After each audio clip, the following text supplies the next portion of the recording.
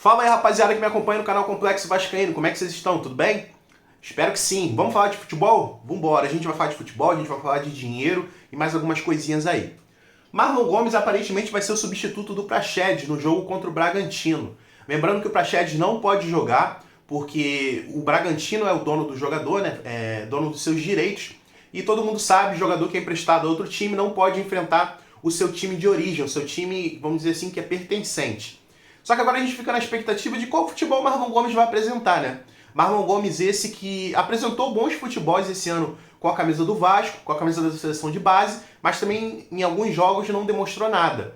Só que eu tenho alguns argumentos para falar com vocês, cara. Eu acho que o Marlon Gomes ele vai ter um time ao redor dele diferente do time que ele vinha jogando nas últimas partidas, principalmente se a gente for lembrar o jogo contra o Botafogo, que o Marlon Gomes fez um ótimo futebol, excelente futebol. Infelizmente é uma partida que a gente lembra com tristeza, né? Por várias falhas. Partida essa que Alex Teixeira perdeu um gol de cara, Pedro Raul perdendo um contra-ataque, o Puma tomando aquele segundo gol do Botafogo, ridículo. Meu Deus, cara, Puma Rodrigues, pior jogador do Vasco, cara, pior jogador do Vasco, sabe? Mas naquele jogo, cara, o Marlon Gomes jogou muita bola. O Marlon Gomes estava voltando para marcar, Marlon Gomes estava avançando, driblando, dando caneta, cara, ele fez de tudo. Mas infelizmente ao redor dele não tinham boas peças, sabe? Talvez nesse jogo contra o Bragantino ele encontre um time mais sólido. Não digo que as peças do Vasco agora são extraordinárias só porque a gente ganhou do Grêmio, não, calma. Mas eu acho que tem bons jogadores, peças melhores ao redor. A gente tem o Paulinho Paula, na frente a gente tem o Pablo Veguete, sabe? Eu acho que na zaga talvez ali o Medel e o Léo Pelé criem mais consistências, que jogaram bem contra o Grêmio, sabe? Então a gente fica na expectativa do futebol do Marlon Gomes, cara. Esse jogador que na seleção de base ele faz chover, cara. E espero muito que ele consiga fazer isso no Vasco. Vai ser um jogador que vai acrescentar demais pro nosso time, sabe? Então a gente fica na expectativa. Qual vai ser o Marlon Gomes dentro de campo? Você acha que o Marlon Gomes é o substituto ideal para o Praxedes? Lembrando que a gente não tem certeza nenhuma. Mas pelo que o pessoal que acompanha o Vasco de perto está dizendo, ele é o primeiro substituto do Praxedes. A gente fica na expectativa de qual Marlon Gomes vai entrar em campo. Toda sorte do mundo para você, moleque. Que esse jogo, cara, se a gente conseguir uma vitória contra o Bragantino, não sei não, hein? Porque o Bragantino tá jogando muita bola. Até um empatezinho lá, cara, não é um mau resultado, não. Vamos continuar? Vamos falar de dinheiro? O Vasco concretizou a venda de parte dos direitos de Palácio ao Colo-Colo. O Vasco havia pagado 8 milhões por 80% do jogador lá em 2022. Foi junto ao Internacional, né? Rapaziada, vocês aí que queriam ver Palácio de volta com a camisa do Vasco, né? Infelizmente isso não vai acontecer. Palácios que está fazendo um bom futebol lá no Chile, né? Ele conseguiu alcançar as metas, o que obrigou ao Colo-Colo comprar o jogador junto ao Vasco. A gente não sabe qual foi a porcentagem, né, que o Colo-Colo adquiriu do jogador junto ao clube, ao nosso time. Mas, cara, eu acho que eu desejo primeiramente toda a sorte do mundo pro Palácios. Infelizmente aqui ele não conseguiu executar o seu futebol, né? Muitos diziam que ele tinha problema ali de depressão por estar morando aqui no Rio de Janeiro, longe da família, sabe? Cara, isso me lembra muito o Orediano, cara. O Orediano também que veio jogar futebol agora. A gente não sabe se o Orediano evoluiu com a chegada do Ramon Dias, né? Técnico que fala espanhol. Isso pode ter facilitado a vida ali do Orediano. Mas infelizmente o Palácio não conseguiu mostrar bom futebol. No ano passado, na Série B, em algumas partidas, eu ficava com a sensação, cara, em qualquer momento esse moleque vai estourar. Mas infelizmente isso não aconteceu. Inclusive ele jogou poucas partidas como titular e no geral ele entrou em poucos jogos, sabe? Eu me lembro numa partida contra o Operário, que ele fez um golaço de falta no último minuto, né? Ali me deu um pouquinho de esperança, mas infelizmente, cara, não deu certo pra ele. Ele tava sentindo muita falta, né, da família dele. Voltou pro Chile e tá fazendo um bom futebol. Lembrando que o campeonato chileno é bem mais fraco do que o campeonato brasileiro. Mas essa é a notícia, galera. Dinheiro tá entrando. E eu espero muito, a gente não tem os valores, né? Que o Vasco tenha conseguido pelo menos cobrir esse valor que a gente tinha pago por ele de 8 milhões junto ao Internacional. Se o Vasco conseguir pelo menos ficar no 0 a 0, vendeu por 8 milhões, tá tudo ok. Pelo menos o Vasco não perdeu dinheiro, né? Continuando falando de din-din, né? As compras do Vasco, agora a gente vai falar sobre compras e vendas, para vocês terem uma noção e depois eu vou entrar numa linha de raciocínio. As compras do Vasco custaram, no total, 116 milhões. Vamos dar uma passadinha rápida, né? Para não demorar muito. Deixa eu abrir aqui. Vamos lá, deixa eu subir aqui.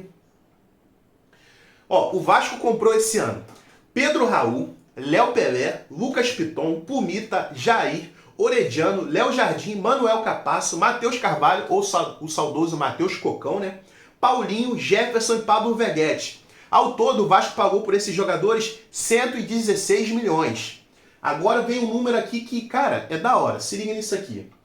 E o Vasco vendeu Andrei Santos, Pedro Raul e Eginaldo. No total, a venda desses 3 jogadores deu 114 milhões. Ou seja, galera, foi um ano, cara, extraordinário pro Vasco. No sentido financeiro, calma, não tô falando dentro de campo, não. Sai de dentro de campo. Tô falando fora de campo, sabe? Venda, dinheiro, cash. Porque o Vasco conseguiu fazer um investimento alto. Foi o maior investimento da história do Vasco, sabe? Se eu não me engano, esse ano foi o maior investimento da história do Vasco. Dinheiro saiu, mas foi mal gasto. Não vou passar a mão na cabeça de Paulo Brax, não. Ele tem muita culpa, gastou mal. Gastou mal. Mas ao mesmo tempo conseguimos vender bem demais, cara. Vender bem demais. Só que agora eu vou entrar nos pontos. O primeiro é o seguinte, em algum momento eu tenho que procurar essa entrevista, cara. Eu dei mole. Mas depois eu vou procurar e em outro vídeo eu falo pra vocês. Em um determinado momento alguém falou, não me lembro se foi o Paulo Brax ou se foi o Luiz Melo, né, o nosso antigo CEO, que todas as vendas do Vasco iriam ser revertidas em contratação de jogadores, cara. E isso, do meu ponto de vista, não aconteceu, cara. Porque, vamos lá, o Vasco pagou 116 milhões em todos os jogadores. Se a gente tivesse pegado esses 114 milhões de venda, a gente teria montado um time muito forte, cara. Muito forte.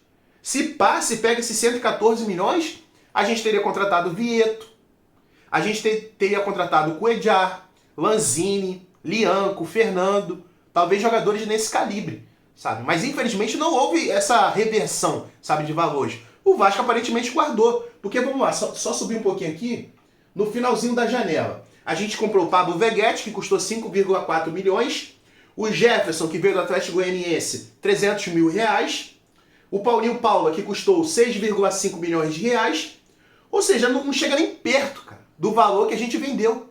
E a gente vendeu muito bem, sabe? Então é mais uma informação que a gente tem que eles não estão cumprindo com o que eles estão falando, cara.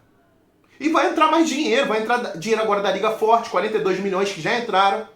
O aporte de setembro de 114 milhões, se não me engano, 120 milhões de reais. Cara, o dinheiro tá chegando, mas não foi revertido em compra de jogadores. Então esse dinheiro vocês estão fazendo o que com eles? Só salário? Não é possível. Por que o CT tá daquele jeito, cara, abandonado? O CT do Vasco só tem 2 campos, cara. O CT do Vasco, se eu não me engano, foi projetado para ter 6 campos. E hoje só tem 2. São Januário, a bagunça que tá São Januário. E esse dinheiro, vocês estão fazendo o quê? Vão guardar? É complicado, né, rapaziada? Lembrando que esse dinheiro não tem nada a ver com o 777. Foi o lucro. Foi o lucro. Vamos continuar a linha de raciocínio? Vamos lá. Deixa eu só abrir aqui. Só para fazer uma comparação, em 2017 a gente vendeu o Douglas Luiz para o Manchester City por 44 milhões. E a gente vendeu o Paulinho, sim, o Paulinho que está agora no Atlético Mineiro, em 2018 por 55 milhões. Somando os dois, um em cada ano, deu 99 milhões.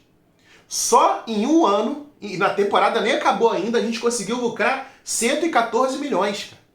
E a gente está falando de jogadores como Pedro Raul, como o Eginaldo, sabe? Jogadores que, pô, longe de estar no momento que o Douglas Luiz estava no Vasco e que o Paulinho estava no Vasco. O Andrei eu descarto que é um jogador do nível deles. Sabe, um jogador muito promissor. Inclusive tem tudo para ser titular no Chelsea esse ano. E aí, como é que fica, cara? De venda, acho que o Vasco tirou onda.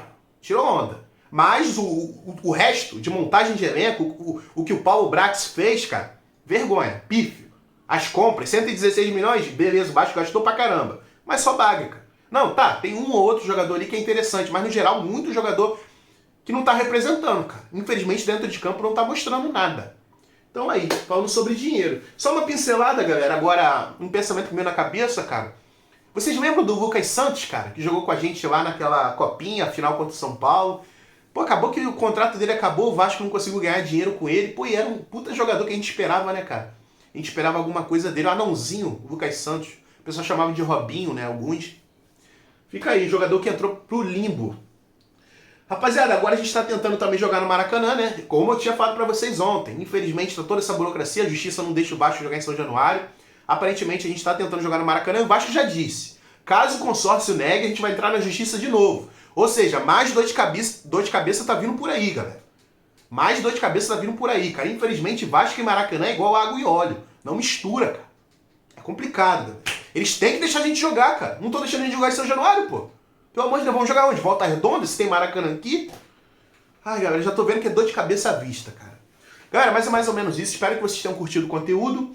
Caso você não seja inscrito no canal, se inscreva. É a frase padrão. Vascaíno ajuda Vascaíno. Você já ajudou um Vascaíno hoje, não? Então esse é o momento. Conto com a sua inscrição, conto com o seu like, conto com o seu comentário. Canal Complexo Vascaíno na área. Mais um vídeo. E amanhã terá outro vídeo aqui. E assim sucessivamente, né? Vambora. Tal. Valeu, galera. Forte abraço pra todos aí. Do Nordeste, do Norte, do Sul, Centro-Oeste e tudo aí. Valeu, galera. Tamo junto.